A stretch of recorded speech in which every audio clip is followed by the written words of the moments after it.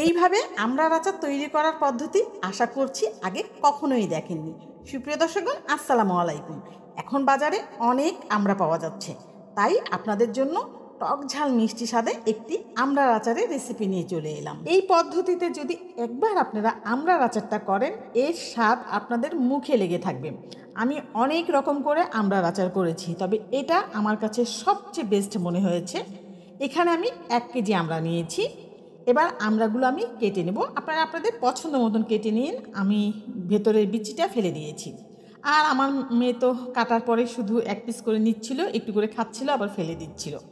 এবার আমড়ার পিসগুলো আমি থেতো করে নিব। ভর্তা ভর্তা যেন না হয়, একটু থেতো করে নিতে হবে শুধু। এই কাজটা আপনারা শিলপাটাতেও করতে পারেন। আমড়াগুলো সবগুলো আমি থেতো করে নিয়েছি।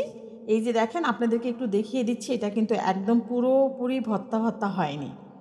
এবার এখানে আমি কিছু উপকরণ মেশাবো। দিয়ে দিলাম 1/3 কাপ এখানে কাসুন্দি দিয়েছি। কাসুন্দিটা অবশ্যই দেওয়ার চেষ্টা করবেন। 2 চা চামচ দিয়ে দিলাম এখানে মরিচের গুঁড়া, যেহেতু এই আচারটা টক ঝাল মিষ্টি হবে। আর দিয়ে দেবো 2 চা চামচ আচারের মশলা। এই আচারের মশলা আমার চ্যানেলে আছে, ডেসক্রিপশন বক্সে আপনারা লিঙ্কটা পেয়ে যাবেন, চাইলে দেখে নিতে পারেন। দিয়ে দেবো 1.5 কাপ পরিমাণ চিনি। চিনিটা দেখে কেউ ভয় পাবেন না, এখানে 1.5 কাপ চিনিই যাবে। তবে আপনারা যদি চান 1 কাপ চিনি দিতে পারেন, তবে এর থেকে কমাবেন না। এবার খুব ভালোভাবে সবগুলো উপকরণ একসাথে মেশাতে হবে। এখানে একটু সময় নিয়ে আপনারা মেশাবেন, দেখবেন আস্তে আস্তে চিনিটা গলা শুরু করেছে।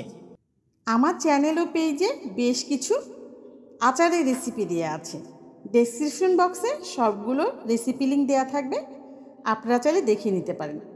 এই যে দেখুন, সবগুলো উপকরণ আমার মেশানো হয়ে গেছে। এবার এটা রেস্টে রেখে দিব। এটা কিন্তু সর্বনিম্ন 3 থেকে 4 ঘন্টা রেস্টে রাখতে হবে। এখন রাত 10টা বাজে। এটা আমি সারা রাতের জন্য নর্মাল ফ্রিজে রেখে দিব, কারণ আমি সকালে আচারটা তৈরি করব। এই জন্য আমার হাতে সময় আছে বলেই আমি তৈরি করে রেখে দিলাম। এবার আমি তেঁতুলটাও রেডি করে রেখে দিব। এই আচারে অবশ্যই তেঁতুল ব্যবহার করতে হবে। কিছু পরিমাণ তেঁতুল নিয়েছি, একটু পানি দিয়ে তারপরে 10 মিনিট ভিজিয়ে রাখব। তেঁতুলের পরিমাণটা আপনারা বাড়িয়ে কমিয়েও নিতে পারবেন। তেঁতুলগুলো খুব ভালোভাবে ভিজে গেছে। এবার তেঁতুল থেকে যে আঁশগুলো আছে এগুলো আমি ফেলে দিব। বিচিগুলোও ফেলবো, তবে সবগুলো বিচি ফেলবো না, 4-5টা বিচি রেখে দিব। এই যে দেখুন, তৈরি হয়ে গেল আমার তেঁতুলের কাঠ। এটাও আমি ফ্রিজে রেখে দিব, তারপরে সকালে আচার বানাবো। আমি সারা রাত ফ্রিজে রেখে দিয়েছিলাম আচারের মিশ্রণটা। এই যে দেখেন, এখন সকাল হয়ে গেছে। এখন আমি আচারটা আপনাদেরকে তৈরি করে দেখাবো। আর দেখেন, চিনিটা গলে একদম পানি হয়ে গেছে। প্যানে দিয়ে দিলাম 2 টেবিল চামচ পরিমাণে সরিষার তেল।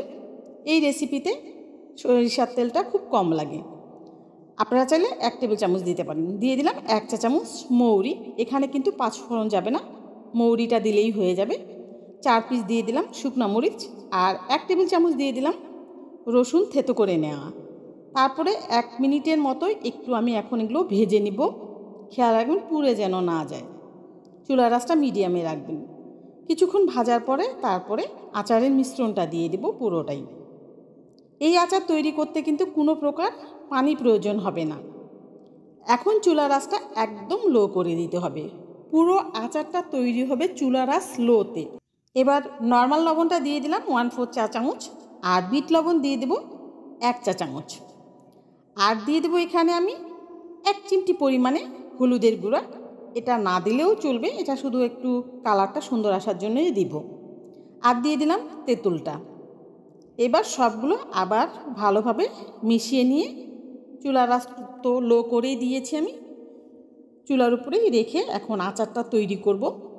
আর চিনি থেকে যে পানিটা বের হয়েছে এতে করে কিন্তু আচারটা পুরোপুরি হয়ে যাবে। আবারও বলছি, চুলার আঁচ কিন্তু কিছুতেই বাড়িয়ে দেওয়া যাবে না, লো আঁচে আচারটা তৈরি করতে হবে। আচারটা যখন একদম আঠালো হয়ে আসবে তখন আমি নামিয়ে নেব। এই যে দেখেন, এখন কিন্তু আচার থেকে যে পানিটা বের হয়েছিল পুরোটা শুকিয়ে গেছে, আর আচারটাও অনেকটা আঠালো হয়ে গেছে। শেষ পর্যায়ে এখন দিয়ে দেব 1/2 টেবিল চামচ চিলি ফ্লেক্স। ঝালটা আপনারা আপনাদের পছন্দ মতন দিবেন, যে যেমন ঝাল খেতে পছন্দ করেন। আর দিয়ে দিলাম 1/2 চা চামচ আচারের মশলা। প্রথমে দিয়েছিলাম 2 চা চামচ, এখন দিলাম 1/2 চা চামচ। এবার আরেকবার শুধু একটু 1 মিনিটের মতো সবগুলো উপকরণ একসাথে নেড়ে চেড়ে তারপর আমি চুলাটা বন্ধ করে দিব। এই যে দেখুন আমার আচার কমপ্লিট হয়ে গেল। এই আচারটা কিন্তু আপনারা রুম টেম্পারেচারে 1 সপ্তাহের মতো রাখতে পারবেন, যেহেতু এখানে কোনো প্রিজারভেটিভ ব্যবহার করা হয়নি। অতএব এটা কিন্তু সংরক্ষণ করতে হবে আপনাদেরকে নর্মাল ফ্রিজে। আর এটা কিন্তু আপনারা সাদা পোলাও, ভাত, খিচুড়ি সবগুলোর সাথে এই আচারটা আপনারা খেতে পারবেন। আচারের কালারটা এত সুন্দর আসছে যে দেখেই খেতে মন চাচ্ছে। আর এটা যখন খাবেন বিশ্বাস করেন এটার স্বাদ আপনারা ভুলতে পারবেন না। আমার কথা একবার হলেও মনে করবেন। আমরা এই সিজনে অবশ্যই আচারটা করে খাবেন। সবাই ভালো থাকবেন। আল্লাহ হাফেজ।